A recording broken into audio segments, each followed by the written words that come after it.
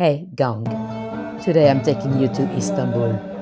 There is a lot to see in this huge city, and I only spent 3 days there, so I'm no expert. But in this quick video, I'll show you my favorite neighborhoods that might still be somehow off the beaten path. For public transport, I got myself an Istanbul card. You have the Istanbul card or the Istanbul city card. The city card is for tourists. You can take the transport as much as you'd like. But I think it turns out to be more expensive anyway, so I went for the normal Istanbul card. You can top it up as you go. To be honest, I don't think any of those cards are needed nowadays. I probably wasted my money getting one, because the vast majority of the underground and the tram lines and the buses, you can actually pay with a contactless credit card. Like I had done in Antalya. And like in London, really, you don't really need an Oyster card in London either. Istanbul is a huge city, nearly 3 million people. This is the infamous Turkish ice cream, quite hard to get, as the ice cream vendor is playing with you. I visited beginning of November, and it was raining quite a lot. I had 3 days of grey weather. I might have been unlucky, but it was exactly the same temperature as it was in London at the same time. I did not take any taxis, but I heard from the girls at my hostel that the Ubers were actually affordable. Right, let me show you one of my favorite neighborhoods, Fener and Balat. It is a very Instagrammable and kind of hipster area on the European side of Istanbul. It used to be the Greek area. This is Hagia Georgi, a Greek Orthodox church. Buried here are 3 early Christian martyrs. At the time we were inside of the Roman walls. The Romans, of course, had those horrible gladiator shows. Very violent, that did not match Christian values. 3 ladies rebelled and were killed. This is the most colorful and very Instagrammable area where people would queue to take a selfie. But this works, because then they'll be all posted on Instagram and people are gonna want to come and discover Fener and Balat. This area used to be a bit dodgy. A few years ago it was not very safe, but it got gentrified. This is the Greek Orthodox school, and it has a claim for fame. I would take this information with a pinch of salt, but according to my guide, J.K. Rowling spent a bit of time here. Some say that this very school might have inspired Hogwarts. According to some, the Greek patriarch Bartholomew of Constantinople looks like Dumbledore. But when it comes to J.K. Rowling and what might have inspired her, there's a lot of crap on the internet. Sometimes, it's just great imagination. Not everything has to be inspired by somewhere or by somebody. Today, the school has only 32 students. Right, this is the stunning area of the colorful houses. Very valuable today. They're worth $500,000 each today. What happened in Fener is that it used to be the Greek area. And after 1923, with the creation of the Republic of Turkey and the rebranding of Istanbul, a lot of the Greek community left. Some of these buildings ended up being squatted by some criminal gangs. That is why it had a bad reputation. It is safe today, and it is slowly becoming very touristy as well. We are now in Balat. That used to be the Jewish area. Great place to find some affordable food. There are some lovely cafes and restaurants. They still have a synagogue, but sadly it's not open to the public these days because of security reasons. Back in Fener, I found myself a little cafe to try salep, or sarlep. It is a sweet and hot winter drink, very popular in the Middle East, with slightly different recipes from Turkey or Egypt. It's very cinnamony. Let's try.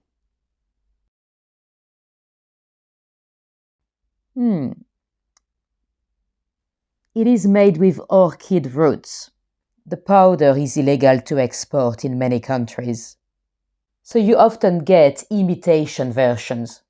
Not sure if I had the real one or the fake one, to be honest. I think the imitation is with milk and cornstarch. It was nice.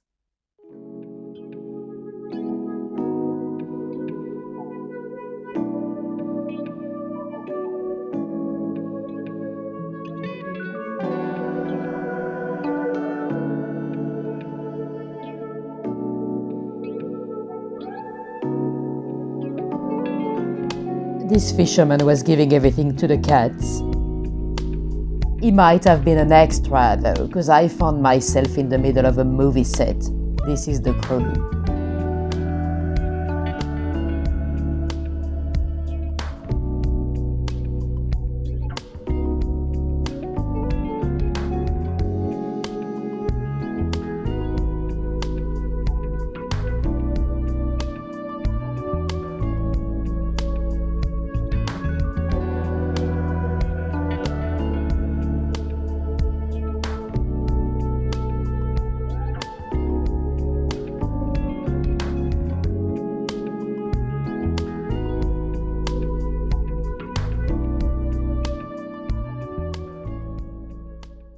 This is the Bulgarian Orthodox Church in Balat. They have some interesting headstones with memento mori skulls.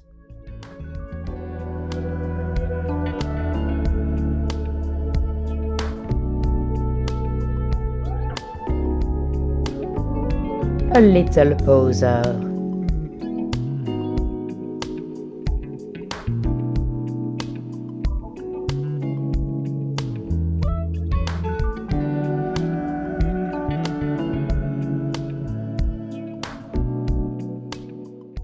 I walked through the Fatih district.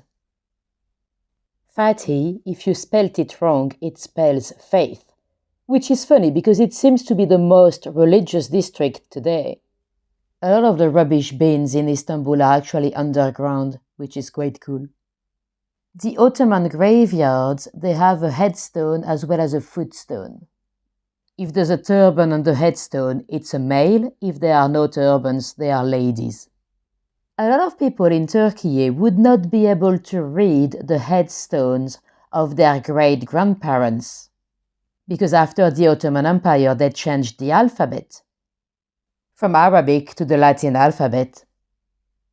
Now let's try another hot and sweet drink, Bazaar. One of the best places to try it is a place called Vefa. It must be the best place because it gets very busy and they have only one single product, Bazaar. Let's try.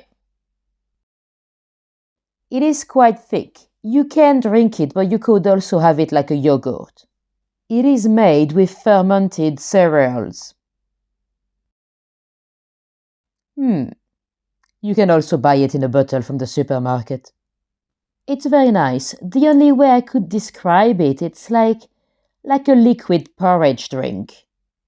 This is the university there. It's quite close to the Grand Bazaar, and because there are a lot of students, you can find some restaurants that are affordable. Of course, I could not be a proper tourist in Istanbul without going to the Grand Bazaar. I wasn't particularly keen on it, to be honest. It's just fake items and very, very touristy. I don't suppose any locals would ever shop there. I was actually looking for a little bag because my zip had broken on mine, but they were all fake. There was nothing that was simply unbranded. They were just fake. And of course you'd need to negotiate hard because the first price they tell you is very unrealistic, let's say. After that, I decided to go and cross over the bridge to go towards the Galata port. All over Istanbul, you'll see hundreds of men fishing, all day, any weather. Even late at night, under the rain, they're still fishing for their dinner. Probably just an excuse to get away from the wife. The Bosphorus is actually very clean because of the current, so the fish is good. My favorite food in Istanbul was balik durum, a fish wrap. Mackerel, usually. Or balik ekmek, a fish sandwich. They usually do it in front of you. And it is very affordable. Whether you buy it from the street or from the restaurants, it's pretty much the same price. Although the street ones were actually better. I had a few of those during my stay. You mainly find it on the port though. Once you go a bit more inland, you don't see it as much. It's just very yummy. Sometimes they sell some interesting red little pickles to go with it. You'll also see a lot of mussels. They do some interesting stuffed mussels. Mussels are said to be aphrodisiac around here. The restaurants are a little bit cheaper on the port area than towards the Blue Mosque. They also have some cheap restaurant called Belle Tour, where the prices are controlled by the municipality. If you go towards Topkapi Palace, you might see the tourism police. They're just normal officers that speak a little bit of English, so they might be able to help if anything happens. So this is the entrance to Topkapi Palace. I did not go in because I think the prices are a little bit too much, but you can still go in to see the front gardens. At the time of recording, so that's November 2024, the ticket was 45 euros. It had more than doubled since the beginning of the year. That was the area of the outside mosque. And this is the execution fontaine, where the executioner could wash his blades. The Ottoman executioner were actually deaf and mute. Thanks to that disability, people could be begging as much as they wanted. That would not save them. Interesting fontaine over here. Radu, the little brother of Vlad the Impaler, aka Dracula, was educated here at Topkapi. Now, this is the train station, where the famous train, the Orient Express, used to arrive. Agatha Christie spent quite a bit of time in Istanbul. The station is home to a little museum. It is free to enter. According to some, Istanbul is also linked to Agatha Christie's own disappearance. Probably completely untrue. But it is true that in 1926 Agatha Christie disappeared for a full 11 days. She was found in the UK, checked into a hotel under a fake name, Teresa Neal. That was the name of her husband's mistress. But some say she was here in the Pera Palace Hotel, where she used to stay in room 411. This is the first elevator in the country. I sneaked into the hotel just to film it. I can't believe they let me in. I probably looked like a stinky backpacker. If you wanted to hear a bit more about the mystery of Agatha Christie and the links to the hotel, check out my live section. I did a live from Istanbul where I told the story. Now let's cross the Bosphorus on the ferry, where feeding the seagulls seems to be a national hobby. Everyone does it. Little ones and grown-ups. Yeah! No need to buy a Bosphorus cruise or anything. You can just cross it with the ferry, with the normal public transport, for 25 liras. We are now on the Asia side. This little tower in the distance is the Maiden's Tower. According to legend, the Maiden's Tower is in love with the Galata Tower on the other side. You'll see a lot of those signs saying 1923. That is the year when Constantinople became Istanbul. This is a demo of marbling painting. That interesting liquid she's got, it's from a cow's gallbladder apparently. It stinks. Marbling painting, it's a very interesting painting technique. I had not seen it before. Quite cool, huh?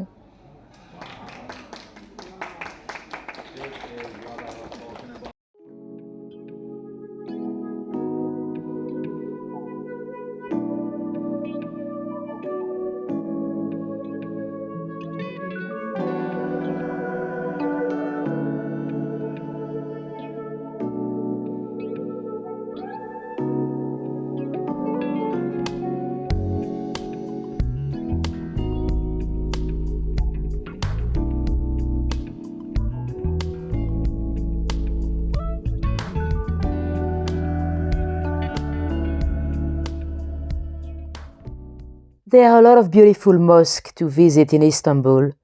Most of them are free. Make sure you remove your shoes before to get on the carpet. You might see some very heavy curtains closing the mosque. It's just to keep the cats out. There was a blood donation little van outside. The Red Cross charity in the Muslim world is the Red Crescent.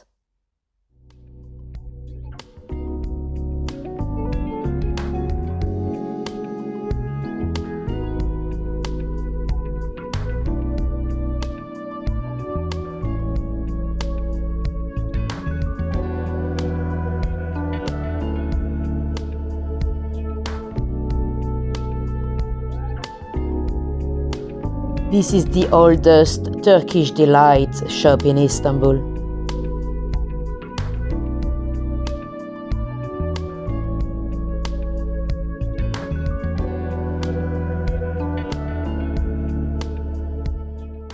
Here is another neighborhood that's really nice for a little stroll.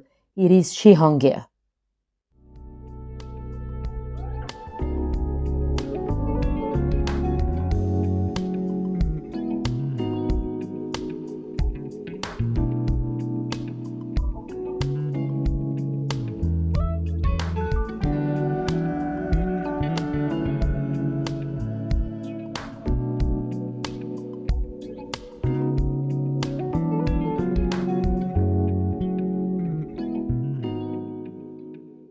Like Fener and Balat, Chihangir seems to be a little bit gentrified, with a lot of street art and some cool little coffee shops.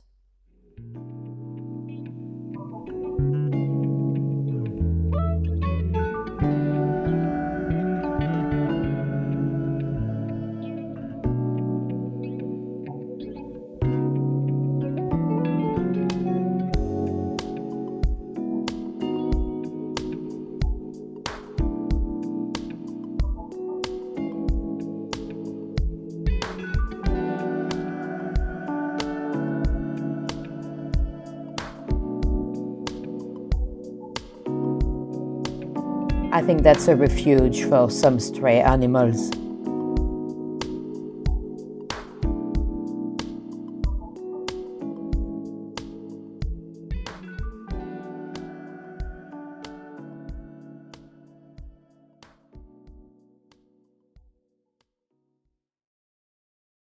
From Chihangir, I walked down towards the Istanbul Modern Art Museum.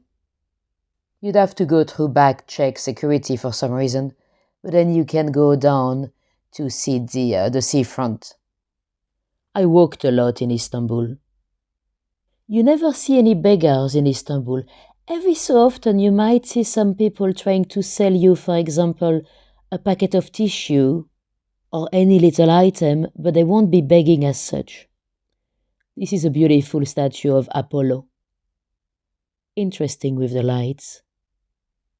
The majority of the population lives on the European side, about 60%. Now let's go and take a quick look at the Galata Tower. I did not go inside. I'm sorry, but a lot of the touristy attraction in Istanbul and all over Turkey, they have become too expensive. A lot of the prices have quadrupled since COVID. Food, drinks, transport, that's still okay. But the touristic attraction, no, I'm sorry, I'm not paying that much to go in. This is a lovely little library called Mineoa Pera. It's very close to the Pera Palace Hotel. It's just beautiful in there. They have a little cafe as well, so you can stay for a drink.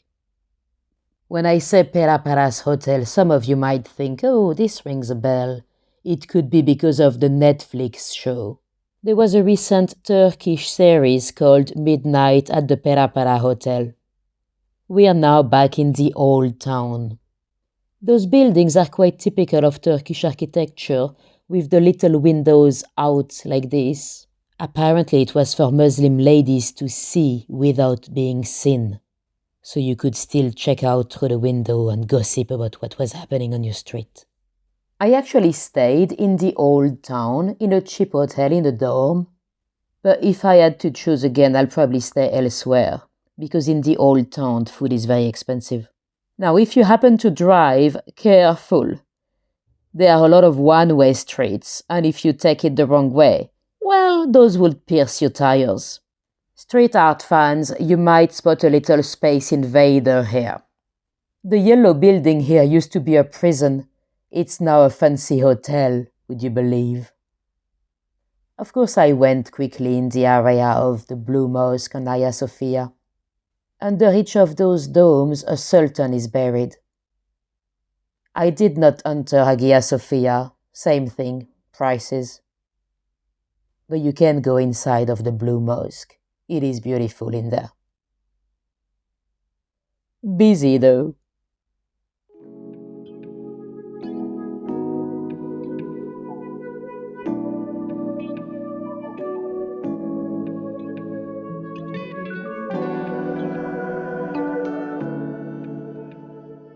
If you want to see a bit of whirling dervish dancing for free, you can go to Meshale Cafe between 6 p.m. and 10 p.m. Well, you'd have to order something, of course, but at least you don't have to pay for the show. Because a lot of places would charge you, of course, for those shows. It is not really strictly dancing, it is a spiritual practice of Sufism. So it is between a dance and a meditation, really. Interesting to watch.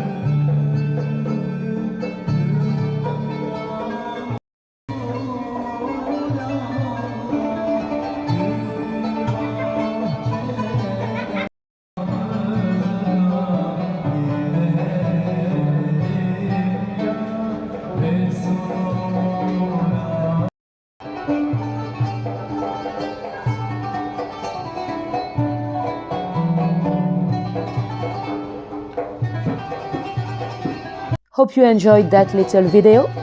If you wanted to see a little bit more from me, do check out my live section. Most of what I do on YouTube is actually live streaming. See you soon. Bye.